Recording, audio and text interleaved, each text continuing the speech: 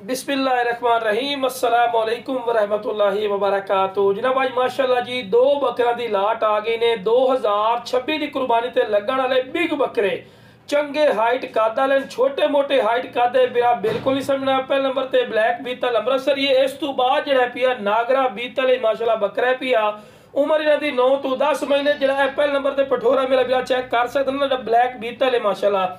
ये जनाब खस्सी बकरा पिया खस्सी बकरे का की बेनीफिट होता है उस गल का तो नहीं पता है कि जिमें खुराक पई सो इन्हें वजन वधावना है घटावना कोई नहीं। बाकी जनाब हाइट की गल की जाए तो 33 इंच की माशाअल्लाह जी हाइट ने पई हाइट की वीडियो भी नाल विखा रहे हैं पूरी डिटेल नाल कि तुहानू अच्छी तरह इन्फॉर्मेशन होवे। हाँ जी बाकी माशाअल्लाह जी देखो जी जितना इन चारा वगैरह खवाई सो ना मेरा बिरा वंडा खवाई सो इन्हें बनना है पिया माशाअल्लाह। और लिस्सा पठोरा बिल्कुल न समझे आया देखो जी मुंह खीरा ने पक्का बिल्कुल छीर पाई खलोता है ते मोटी कांड मैं ना चाह रख के पियो माशाअल्लाह एडी मोटी और चौड़ी कांड दे विच देखो जी इस तरह तुहानू डिटेल नाल वीडियो कोई भी बना के नहीं दिखाएगा जिस तरह असीं बना के विखाईने हैं। कोई मेरे को आवना चाहे लोकेशन ते भी आ सकते हैं लोकेशन भी इंशाल्लाह दसांगे वीडियो दे नाल आवना इंशाल्लाह तुसीं।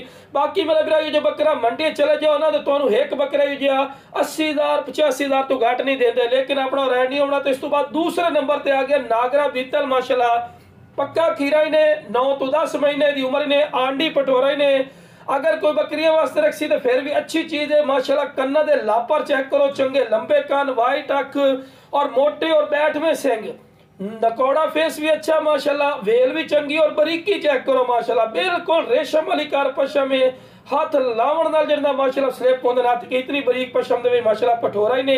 बाकी मेरा बिरा बनने वाली चीज है यो जो पठोरे हकीकती गल है रेवड़ा ने कुल चले जाओ ये मंडी चले जाओ जरा किन फौजी बिरा इतना रेट नहीं मेरा बिरा ये घटो घाटी तुहानू 75 तो 80,000 तो घट है तो वर्क ही नहीं करते मंडी के चले जाओ तो। लेकिन देखो जी अपना रेट नहीं होना बिल्कुल जायज़ और मकबूल होना है।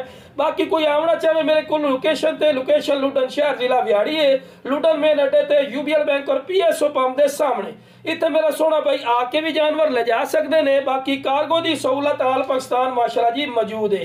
ओके जनाब अस्सलाम वालेकुम वरहमतुल्लाहि वबरकातुहू।